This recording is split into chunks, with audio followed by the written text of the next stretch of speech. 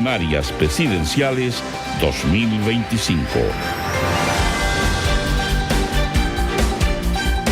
16:06. ¿Cómo están? Bienvenidas y bienvenidos a este bloque de la transmisión especial de las primarias presidenciales en Radio Universidad de Chile.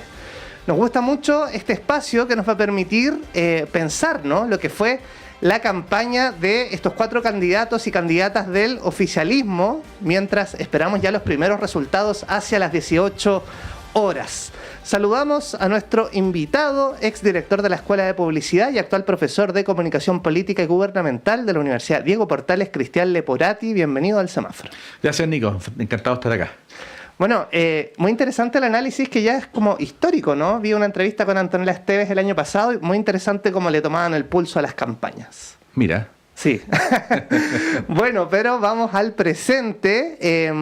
Bien interesante cómo se trabaja la comunicación política en este contexto de primarias.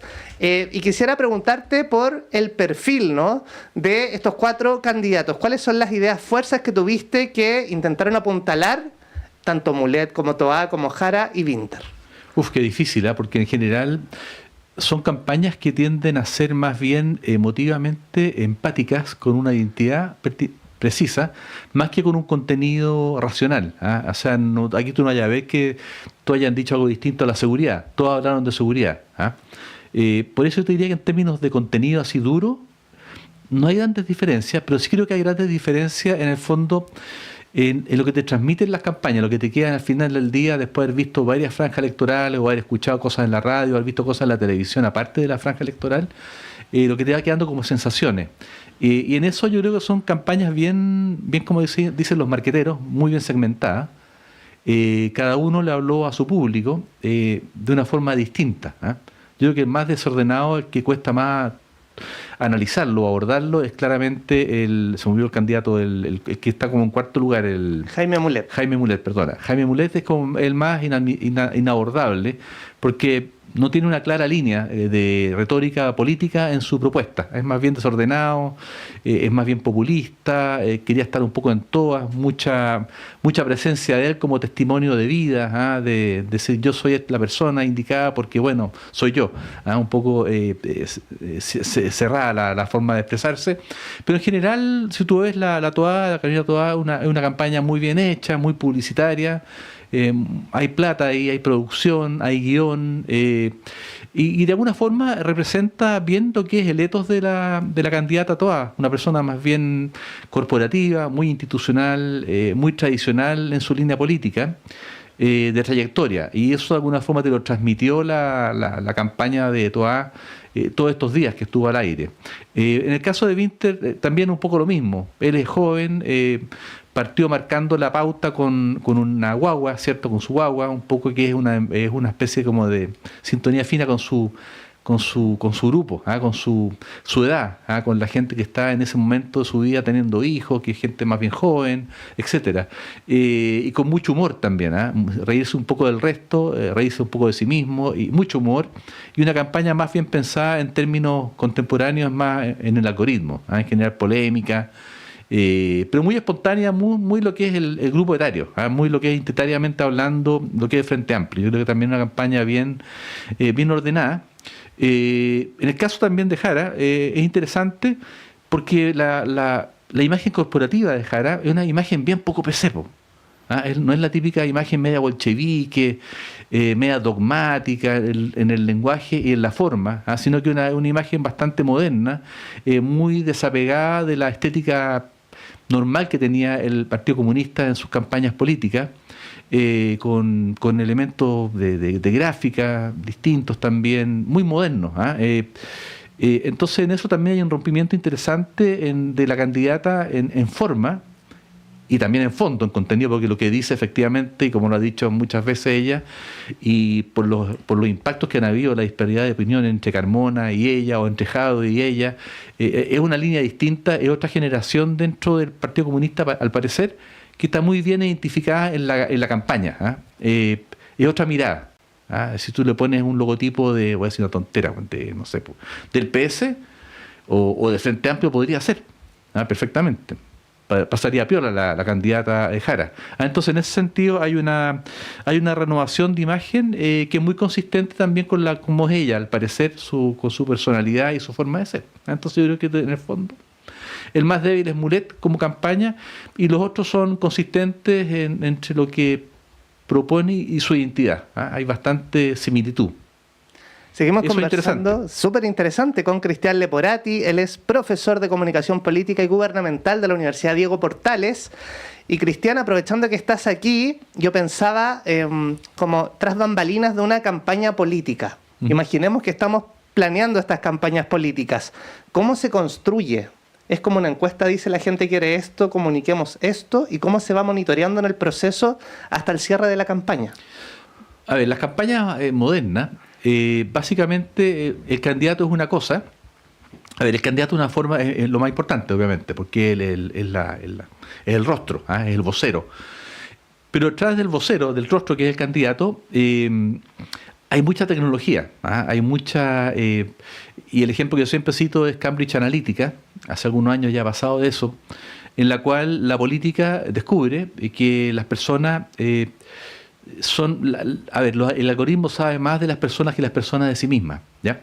Y eso te lleva a lo siguiente, que tú sabiendo que en Facebook, en Instagram, en TikTok, en X, pasan cosas, tú buscas clústeres de electorados que tengan intereses comunes, ¿ya? Por ejemplo, me gustan los perritos, me gustan los gatos. Y tú empiezas a buscar con estos algoritmos a través de programas que hay de software y vas agrupando a los candidatos en distintas categorías.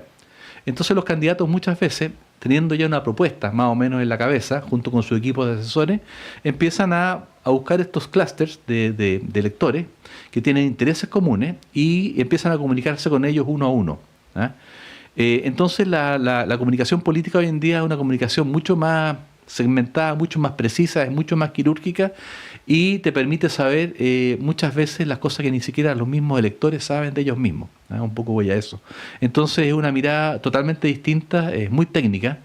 Y el mejor ejemplo yo creo que es el éxito, por ejemplo, que tuvo el rechazo en el plebiscito con la campaña de la agencia Wolf en ese momento. No sé si ustedes se acuerdan, lo que nos están escuchando, la chica que se estaba duchando y que pensaba cosas mientras se duchaba. Y es toda esa línea que uno dice insight en publicidad, que es la forma que tú te conectas con la gente, tuvo un gran éxito. Y eso es parte de un estudio de algoritmos muy, muy preciso que tuvo mucho impacto. Entonces, las campañas hoy en día modernas, hay un candidato que efectivamente es el rostro, es el líder de opinión, es el vocero, es el que da la cara, pero a su vez también tiene todo atrás, se supone, cuando hacen buenas campañas, y todo atrás un aparataje que te apoya y te va comunicando a ti con los electores permanentemente, va generando polémicas también en las redes sociales, va generando conversaciones, esas conversaciones muchas veces saltan a los medios tradicionales, radio, televisión, etcétera. Entonces hay un diálogo hoy en día bastante más constante y más complejo también. Bueno, hay una idea instalada que de seguro a ustedes les suena en la casa, ¿no? Esta idea de que no hay publicidad mala. Quisiera que analizáramos esto en el contexto. Por ejemplo, veía poquito antes del cierre de las campañas, la bancada socialista sacó un reel, ¿no? Donde simulaban ser personajes de la película Intensamente, y había ahí un cuestionamiento, decía, por ejemplo, Toá no es una candidata en práctica, ¿no? Como haciendo una crítica al Frente Amplio. Claro. ¿Qué tan pensado y qué tanto rédito tiene el ataque entre estos candidatos y cómo están pensados estratégicamente? Sí, que eso fue re choro lo que pasó, porque si estuve la primera semana de la campaña de Toá, por ejemplo, en la franja, hablo solamente del audiovisual, era una campaña muy de televisión tradicional, muy analógica, sin polémica, muy corporativa, campaña de imagen se podría decir en términos precisos. Pero esto es una primaria, po. O sea, tenéis que remover, tenéis que generar polémica, tenéis que generar ruido, hay que remover a tu audiencia, a tus ciudadanos, a los que te van a votar, para que efectivamente se sientan molestos, enojados, calientes y salgan a votar. Pero tú veis la campaña de la Toá, planita, bonita, atractiva, linda, bien filmada, pero planita. Entonces esas polémicas son re importantes, como la que tú me señalabas de los diputados, porque te van generando un ruido que es interesante porque te va abriendo las conversaciones y te hace que tu gente, los que te siguen, pongan atención. Sí. Y eso es interesante, son cosas bien hechas y pensadas en términos digitales, no en términos tradicionales o analógicos. Bueno, y eso se transforma también en noticia, ¿no? Entonces yo vi la noticia y me fui a ver el reel, ¿no? Como que funcionó perfecto. Y, Cristian, vamos a hacer una pausa para conversar con nuestro compañero Ricardo Salazar. Él es periodista y está en Valparaíso. Ricardo, buenas tardes. Hola, ¿qué tal, Nico? Un abrazo a la gente que está en el estudio. Un abrazo, Ricardo. Cuéntanos cómo se ha desarrollado esta jornada de primarias en Valparaíso. En general tranquilo, lento te diré, pero con tranquilidad, digamos, lo que ha sido las mismas votaciones. Hay que recordar que acá también hay un foco importante por la participación parlamentaria que tiene el Frente Amplio en la región, entonces se considera de que aquí la participación podría ser mayor que lo que pueda ser promedio nacional, pensando que tienen alcaldías, que tienen parlamentarios en la Cámara y en el Senado, y que los propios partidos puedan tener esa capacidad de movilización. Por otra parte, en general acá el padrón es de gente mayor, entonces también hay un tema ahí porque puede ser que sea gente también que tenga como mayor identificación con lo que tenga que ser el proceso, como proceso ciudadano, como proceso republicano. Entonces, por eso también se espera como un poco más de participación por estos dos factores acá, principalmente en Valparaíso, Viña del Mar, San Antonio, que concentran acá en la región las comunas con más votos. El universo es de 1.665.000 personas, y ese es completo para habilitar, y claro, en este mismo caso se da también este mismo tema respecto de lo que es la participación del oficialismo acá en la zona respecto a su capacidad para poder movilizar. Y Ricardo, cuéntanos si has podido visitar distintos locales de votación, y es muy importante este reporte de Valparaíso porque es la segunda región más poblada del país. Mira, fíjate que en general ha habido movimiento, y en algunos lados también en comparación con lo que podían ser primarias. No está tan presente el recuerdo como para los vocales que te puedan decir, mira, en esta votación primaria, parece que no hay como alguna mayor diferenciación. Entonces, en general, no, se mueve como en los parámetros que pudo haber sido las anteriores primarias, digamos. Tal vez pueda estar cerca de la participación de unas 200.000 personas, tal vez un poquito más, yo creo acá. Yo creo que va a ser un poco más acá en la región, digamos, pensando si es que tú tratas de sacar una proporción más o menos de un 10% del padrón total. Pero creo que por lo que te decía antes debería ser un poquito más la participación acá. Ha habido movimiento igual. De hecho, estoy acá en la Avenida Gran Bretaña, en Playa Ancha, y tú conoces lo que ocurrió respecto de los robos de los fusiles en el Regimiento Maipo. Sí. Ya, perfecto. Entonces, al frente de la entrada principal del Regimiento Maipo hay un local de votación, que es un colegio. Entonces, esta es una zona en general que es muy residencial. Y claro, se ha visto el movimiento de gente, digamos, al local de votación que está acá, también en el puerto, en donde también está en Barrio Puerto, por ejemplo, que también ha sido un tema que ha sido bien delicado en las últimas semanas, por la vulnerabilidad, los incendios. Bueno, ahí hay un padrón de gente mayor, por ejemplo, y que también ha tenido un movimiento en esta misma mañana. Así que, bueno, hasta el momento por lo menos igual hay gente que está circulando, la movilización está un poco pobre, un poco lenta también, pero ha habido reforzamiento. Y aquí también está operando en horarios especiales también y con mayor capacidad el tren que comunica Limache con el puerto de Valparaíso. Así que ha sido un poco así como se ha desarrollado aquí la jornada. Perfecto, Ricardo. Muchas gracias por este despacho desde la región de Valparaíso. Y bueno, todavía hay tiempo para votar, ¿no? Son las 16:21 y a las 18 horas se realizará el cierre de las mesas. Un abrazo, Nico. Sí, hasta el momento por lo menos está acá la jornada, ya que hablaban también de las temperaturas, ha estado temperado porque hemos tenido también el día en general soleado, así que sí, ha estado más normal por lo menos acá. Y ha estado agradable también la jornada dentro de lo que ha sido también el inicio del invierno bien frío. Pero en general hay movimiento en este minuto en la ciudad. Un abrazo y cualquier cosa estamos al habla. Muchas gracias, Ricardo Salazar, periodista que nos despacha desde la región de Valparaíso. Y seguimos conversando con Cristian Leporati, profesor de Comunicación Política y Gubernamental de la Universidad Diego Portales. Y bueno, ya ahora, hablamos. perdona, Sí. un punto, de que sea también Ricardo. ¿Que hizo más frío hoy día en Santiago? Sí, el tema de la asistencia, porque aquí, Sí. no sé si te has fijado, pero, y lo que están escuchándonos nosotros en este momento, hay como una cierta obsesión casi erótica con el tema de la participación ciudadana en este evento. Sí. Pero no podéis compararlo con el anterior. Porque el anterior, para empezar, eran dos personas distintas, ¿cierto? Está Jadwe con Boric, Sí. punto uno. En segundo lugar, era otro momento histórico. Estábamos cerca del 2020, la pandemia, y estábamos muy cerca también, obviamente, del levantamiento del 2019. Entonces, si va a ir más gente ahora, o va a la misma, o va un poquito menos, yo creo que eso es un mito popular que se va armando por parte de algunos analistas, particularmente yo creo de derecha, que ponen como meta evaluativa de la primaria de hoy, efectivamente la cantidad de gente que vaya a votar. O sea, no podéis comparar peras con manzanas, o sea, son distintos momentos históricos. O sea, ojalá que vaya a votar la misma cantidad de gente o más.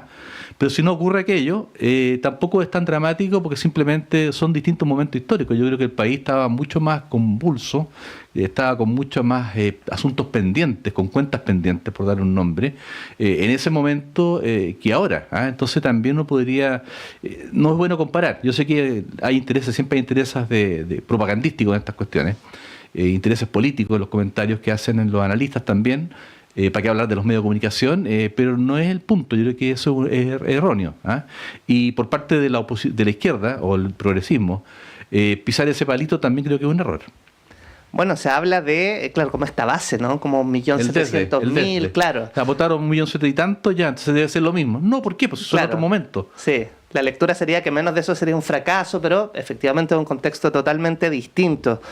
Y yo quisiera preguntarte, Cristian Leporati, por lo que va a pasar después de las 18 horas, cuando tengamos el conteo y la ciudadanía se haya pronunciado, ¿no? ¿Cuál es el desafío a nivel comunicacional de cuadrar estas 4 visiones detrás de un proyecto común?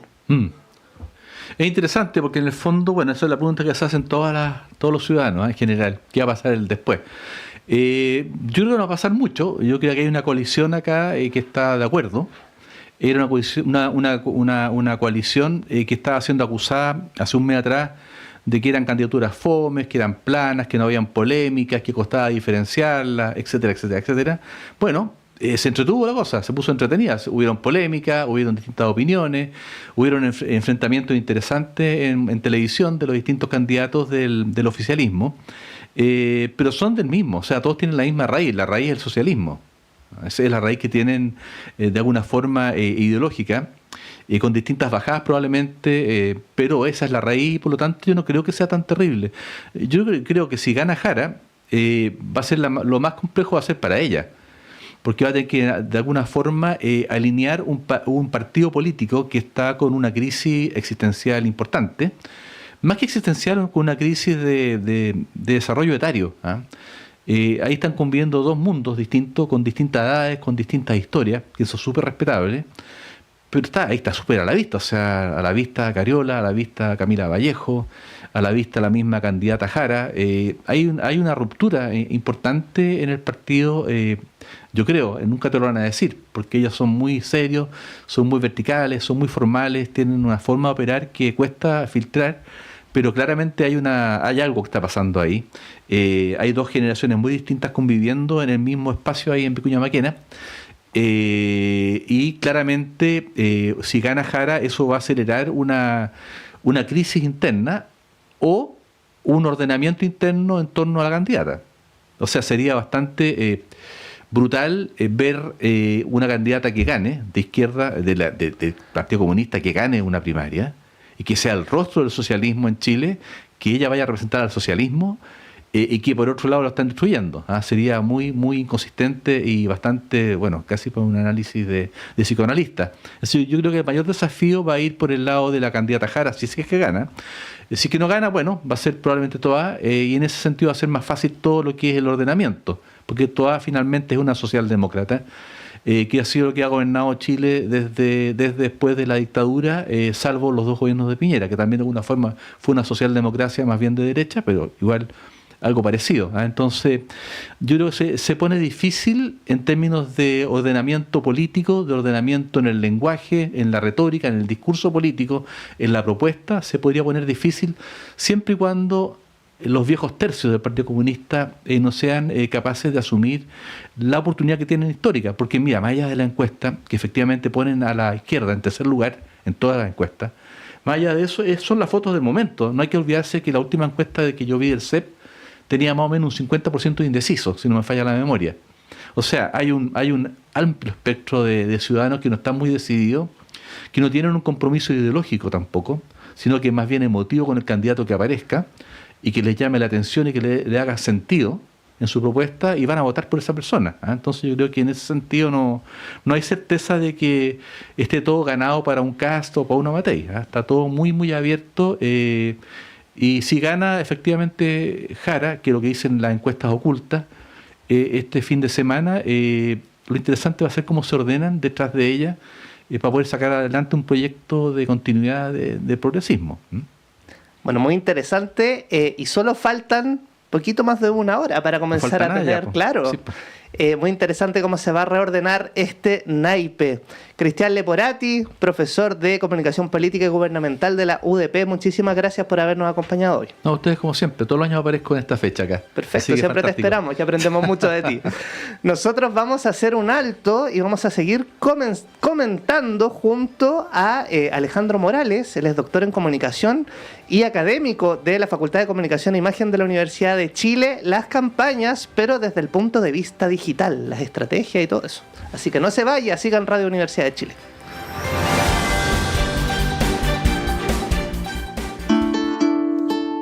Radio Universidad de Chile presenta este martes 8 de julio, en vivo y en directo desde el histórico escenario de Sala Máster, El Destierro del Equipaje. Un encuentro musical para conmemorar el legado del destacado cantautor y escritor chileno Patricio Mans. Un concierto que reunirá al reconocido músico nacional José Seves junto a la agrupación Equipaje, formado por destacados músicos nacionales, interpretando una selección de canciones emblemáticas de Patricio Mans y reviviendo su historia musical. Una noche llena de recuerdos y sonidos para relevar la figura de uno de los cantautores nacionales más importantes y relevantes de nuestra música chilena. José Seves y el grupo Equipaje en Sala Máster.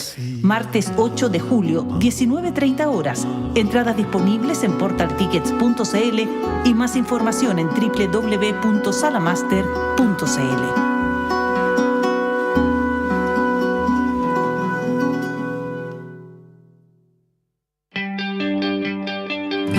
Hoy domingo, 21 horas, Escaparate en Radio Universidad de Chile. Política, cultura, la vida misma, economía, arte. Escaparate, 21 horas, hoy domingo, Radio Universidad de Chile.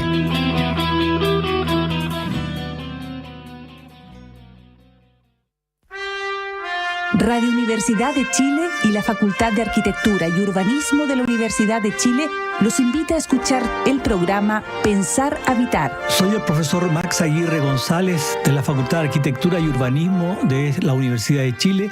Quiero invitarles a oír todos los viernes a las 11 de la mañana el programa Pensar Habitar.